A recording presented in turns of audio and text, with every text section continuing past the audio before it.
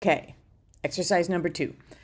So you're now going to the next page of your worksheets, and you will see worksheet exercise 2, which is talking about the best study designs to address your question from exercise 1.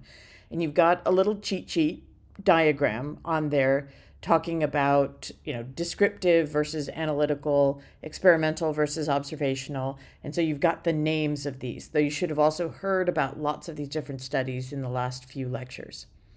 What's interesting about a lot of these different types of studies is that often you can do many different types of study around the same question. So you may be thinking in terms of, I want to study whether this intervention is good for patients. And you may come to the conclusion that yes, this intervention is good for patients. You then may want to study it from an implementation point of view, given that we've got the data that says this intervention is good for patients. How does this get applied? How does this get adopted? You may want to do a quality assurance type study on it.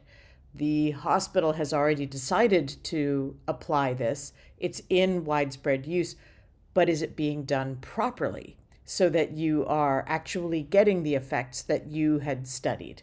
And so you can do many different types of studies with the same intervention, looking at it from multiple different points of view. You could look at the patient attitudes towards this kind of an intervention.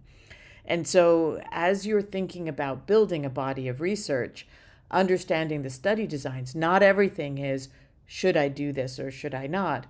There are many other different types of studies that can be as follow-ons or that can take existing interventions and look at ways of studying how they're being applied and whether they're being applied at high quality. And so take this next time, again, work in small groups.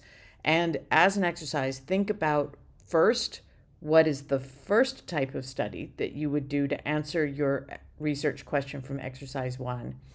And then start thinking about the follow-on types of studies that you might do in that same area. And that starts to think about it from a body of research.